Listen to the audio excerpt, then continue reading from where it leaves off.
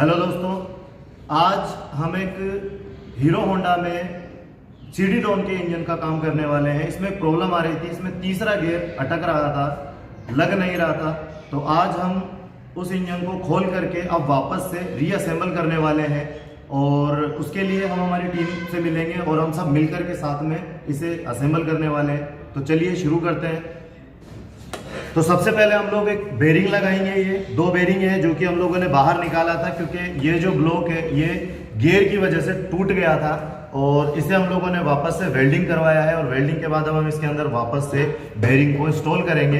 तो उसके लिए हमें चाहिए होंगे एक टूल जिसे हम बोलते हैं बेरिंग इंस्टॉलर। बेरिंग इंस्टॉलर इस तरीके का एक टूल होता है जिसमें विभिन्न प्रकार की जो साइजें हैं वो बेरिंगों के लिए दी जाती है। इसे आप बेरिंगों के अनुसार, या हम ये कहें कि जैसे कि बेरिंग की साइज है उसके अकॉर्डिंग इसका चयन करके और इसके आउटर पर रख करके ही हमेशा चोट मारे। कभी भी इसके इनर पर चोट नहीं मारनी चाहिए, जिसकी वजह से ये फिर इसका अलाइनमेंट जो होता है वो बिगड़ जाता है और अलाइनमेंट बिगड़ने के कारण यह सही तरीके से नहीं चलता और एक साउंड हमें चलती हुई गाड़ी में सुनाई देता है। तो इसीलिए इसको इंस्टॉल करते समय हमेशा ही ध्यान रखिए कि इसके बाहरी हिस्से पर चोट मारनी चाहिए, जिसे हम आउटर बोलते हैं इसका।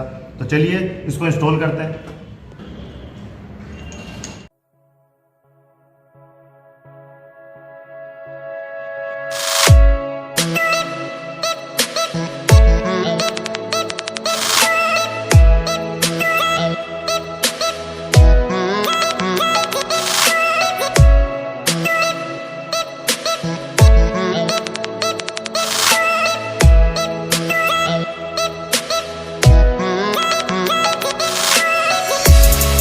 चूंकि हम इसे रीअसेंबल कर रहे हैं, इसमें नया पार्ट नहीं लगा रहे हैं, रिपेयर करवा के ही हम इसे वापस लगा रहे हैं। और गियर में थोड़ी सी प्रॉब्लम थी, गियर उल्टा था, इसी सीधा करके लगाएंगे तो एक बार गियर भी फिट करके देखेंगे। तो क्रैंक शाफ्ट को वापस से हम इसके अंदर इंस्टॉल कर रहे हैं और इसके बाद हम गियर लगाना देखेंगे कि गियर को किस तरीके से सेट किया जाता है। तो चलिए गियर को लगाने का तरीका देखते हैं। तो देखिए हमारे पास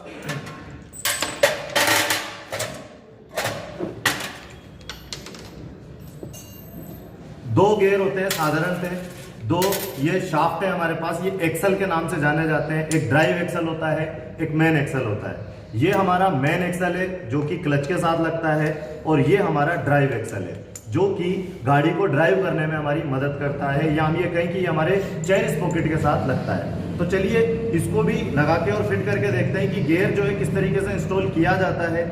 इनमें सबसे बड़ी प्रॉब्लम आती है, यदि आप कभी इन्हें चेंज करें तो आपको ये देखना है कि इसके जो ये पॉइंट है जो जाकर के क्या करते हैं हमारे स्लॉट में फंसते हैं। इस तरीके से स्लॉट जो होते हैं, यदि ये स्लॉट ठीक है, खराब नहीं है, डैमेज नहीं है, इनमें कोई क्रैकनेस नहीं है, तो हमें इसे ही वापस लगा देंगे। या इसे चेंज करना है तो चेंज करने का जो तरीका है, हम ये कहें कि इसे चेंज क्यों करना है, तो क्या तो इसके हिस्से, या हम ये कहें कि इसके स्लॉट क्या होने चाहिए, क्रैक हो, या ये टूटे हुए हो, या फिर ये जो पॉइंट है इनके ये घिसे हुए हो, तो हम क्या करेंगे, इसे चेंज कर देंगे। हमेशा एक चीज ध्यान रखनी है कि देखिए इस तरीके से आपको लॉक यहां पर दिखाई देगा और ये जो लॉक है, इस लॉक से पहले और बाद में हमेशा हमें क्या लगाना है, वहां पर एक वाशर लगाना है इस तरीके से, ताकि हमारा जो गियर है वो खराब ना हो लॉकर के स्लॉट की वजह से। तो उसके बीच में हम इस तरीके से लॉक लगाएंगे। अब हमें पता कैसे चलेगा कौन सा कहाँ लगेगा, तो देखिए इसमें अलग अलग शाफ्ट हैं, इनकी साइज ही अलग अलग होती है। तो अगर आप चाहें तो बड़ा अगर इसमें लगाते हैं तो आप देखेंगे कि ये इसके अंदर सेट नहीं हो पाएगा। लेकिन अगर दूसरा मैं जो वाशर देखता हूं तो यहां पर ये इसके अंदर बड़े प्यार से बैठ जाता है और इसके अंदर क्लियरेंस नहीं रहता है। तो इसीलिए हम हमेशा ध्यान रखेंगे कि अपने आप ही पार्ट क्या कहेगा, अपने आप बताएगा कि मैं यहां पर बैठूंगा या नहीं। तो जैसे कि सबसे पहले हमने यहां पर वाशर लगाया। अब वाशर लगाने के बाद मेरे पास यहां पर विभिन्न गियर हैं जिनमें मैं कंफ्यूज हो जाऊंगा कि भाई कौन सा लगेगा। तो देखिए यहां पर चूंकि लॉक है और मुझे एक स्लॉट चाहिए जो कि ये लॉक उसके अंदर फंस सके, तो मैं यहां पर बड़ा लगा करके देखता हूं तो ये बड़ा इसके अंदर बैठेगा ही नहीं, देख रहे हैं आप। तो मैं यहां पर छोटे गियर को लगा के देखता हूं कि ये यहां पर बैठता है, यानी उससे पहले मैंने यहां पर वाशर लगा दिया, उसके बाद ये यहां पर बिल्कुल सही बैठ रहा है और देख रहा हूं कि हाँ ये इसको पकड़ कर रहा है।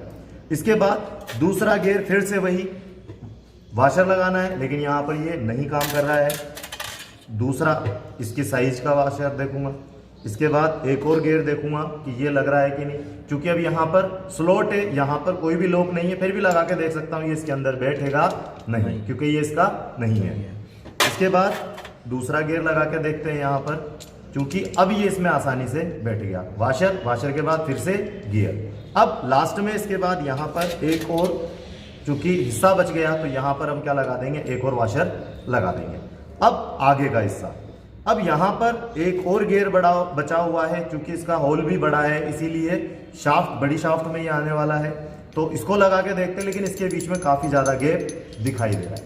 अब इस गैप को मेंटेन करने के लिए भी क्या दिया होगा, कोई ना कोई इसमें स्पेयर पार्ट्स दिया हुआ होगा। तो जैसे कि हम यहाँ देख रहे हैं कि एक स्पेसिंग कॉलर दी हुई है, इस स्पेसिंग कॉलर को हम क्या करते हैं, इसके बीच में लगाते हैं, तो ये जो स्लॉट है ये यहाँ पर क्या हो गया, बच गया। अब यहाँ पर बिल्कुल भी गैप नहीं है। और इसके बाद फिर से हम क्या करेंगे, यहाँ पर एक वाशर लगा देंगे जो कि लास्ट में लग जाएगा। तो इस तरीके से हमारा पहला गियर जो है ये तैयार हो गया। ये हमारा ड्राइवर गियर है, या हम ये कहें कि ये ड्राइवर एक्सल है, ड्राइव एक्सल है। इसमें पहला गियर, दूसरा गियर, तीसरा गियर और चौथा गियर, इस तरीके से 4 गियर हो गए। अब हमारे पास दूसरी शाफ्ट बचती है।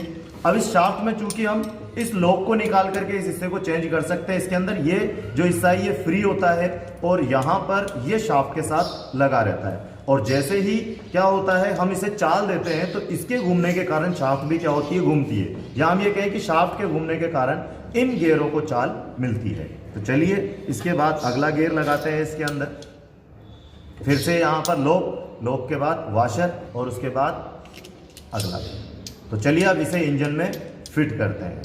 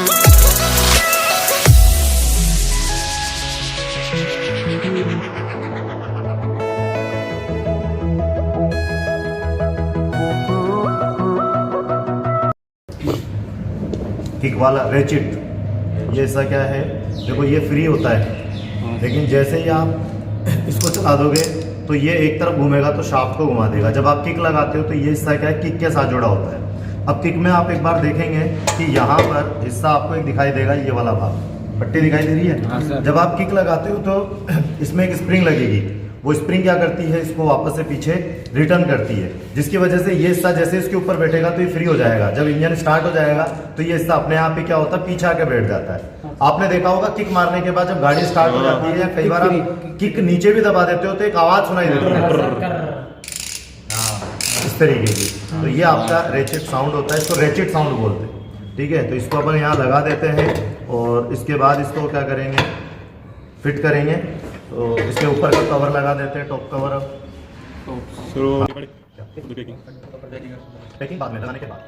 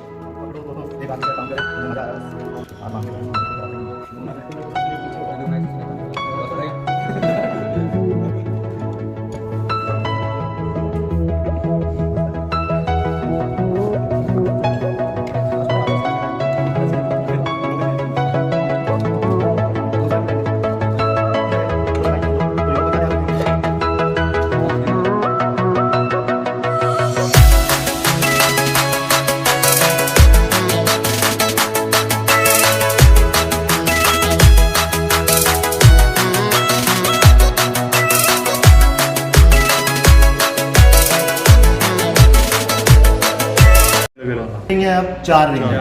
तो पहली रिंग हमेशा गजन पिन के विपरीत लगाएंगे। एक रिंग का मुंह इस तरफ हो गया, दूसरी रिंग का मुंह क्या इस तरफ है?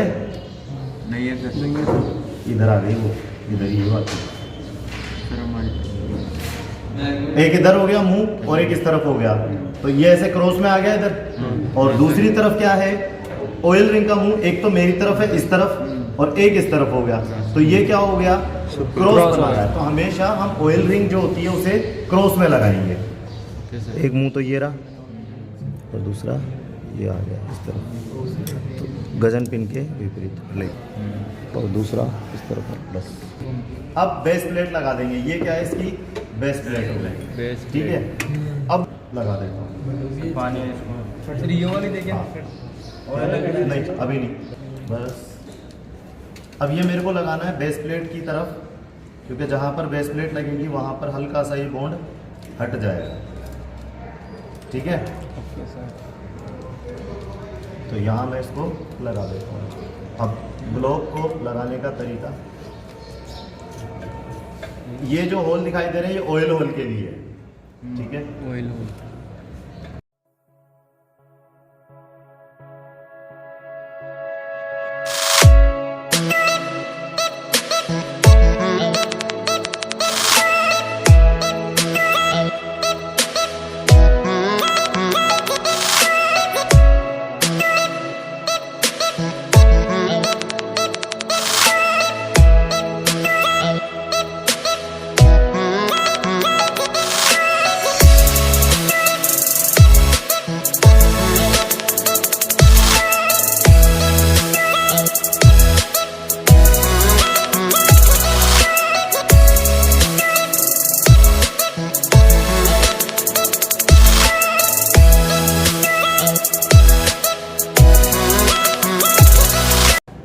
अब देखो टाइमिंग चेन जो है कैसे लगाएंगे।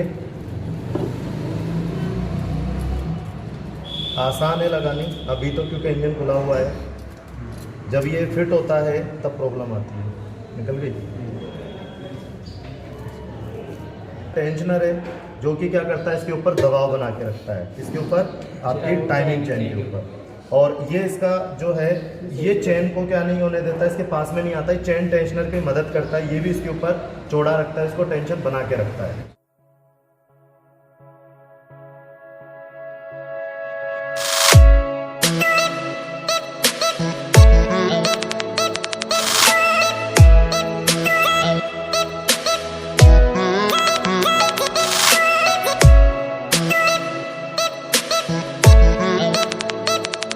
टाइट करने से पहले मैं क्या है, इसके देखो स्टड कैसे हैं, ऐसे हाथ से खुल रहे हैं, तो ये लूज हो जाते हैं। तो हमें क्या चाहिए, उसके लिए एक एडजस्टेबल स्पैनर चाहिए। हमारे पास एडजस्टेबल प्लायर है ये, और इसमें हम इस एडजस्टेबल प्लायर के माध्यम से क्या करेंगे, इसे कस देंगे।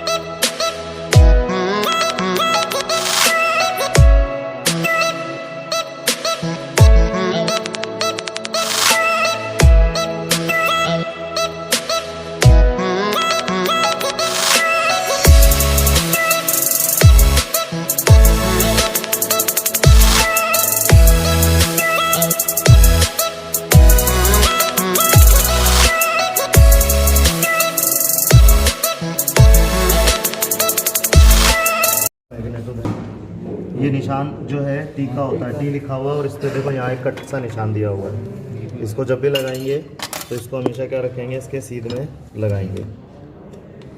ठीक है, तो ये कट हमेशा इस कट के सामने होना चाहिए। ठीक है, हाँ। और अगर ये कट भी नहीं देखते हो आप लोग तो उसका एक सबसे बढ़िया तरीका जो कि मैं देखता हूँ, ये जो डाउल वाली भाग है ये क्या होनी चाहिए, इसके सीध में होनी चाहिए। नहीं आती है तो कोई बात नहीं, आप क्या लगाओ, ठीक है, मैग्नेटो लगाने के बाद यहाँ पर कुछ मार्किंग दी हुई है जिसमें टी लिखा हुआ है। टी का मतलब होता है TDC पॉइंट। तो TDC और ये कट इसके सामने दिया हुआ है ताकि ये इसके सामने रहे, तो TDC पे होगा। दूसरी तरफ हम क्या देखते हैं, यहाँ पर हमारी कैम का भी निशान होना चाहिए, किसके सीध में होना चाहिए, इस कट के सामने होना चाहिए। ठीक है, उसके बाद हम इसे कवर आ जाएगा। ठीक है, कौन सा, मैग्नेटो वाला, वो वाला। लेकिन अभी नहीं लगाएंगे क्योंकि अभी लगाओगे तो वायर है, उल्टा करेंगे तो टूट जाएगा। तो इस हिस्से को बाद में लगाएंगे, पहले क्लच वाले भाग को कंप्लीट करेंगे। जब वो कंप्लीट हो जाएगा उसके बाद इसको फिट कर देंगे। फिट हो जाता है, छिटकने लग जाता है अपने आप ही। तो उसका क्या रीज़न होता है, हाँ पूछा था ना, उसका रीज़न होता है ये वाला जो लीवर होता है ना, ये क्या हो जाता है, छटक के नीचे आ जाता है। ये इस पे रहना चाहिए हमेशा। और इसके लिए क्या होता है कि ये स्प्रिंग, हाँ ये स्प्रिंग इसके साथ में लगी रहती है। तो जैसे अब इसको एलन की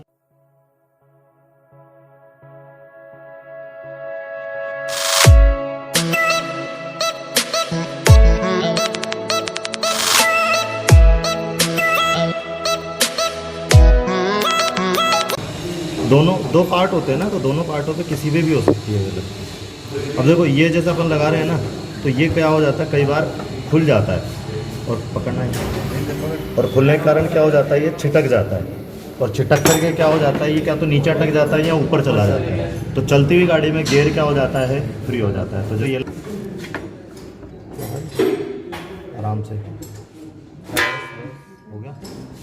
ये क्या होता है, अब जब गाड़ी खड़ी रहेगी उस समय जब आप क्लच को खोलोगे तो हमेशा क्या करो, इस पर हल्की सी ग्रीस लगा दो। हाँ, चिपक जाएगा। ग्रीस लगाने पर क्या हो जाएगा, ये चिपक जाएगा। ठीक है, तो इस तरीके से ये इस पर सेट हो जाएगा। उसके बाद इसकी कैप लगा दो। ठीक है, कैप लगाने के बाद इसे आप फिट कर दो। अब ये अंदर की हाउसिंग आ गई, ऊपर का जो क्लच वाला भाग है ये आ जाएगा।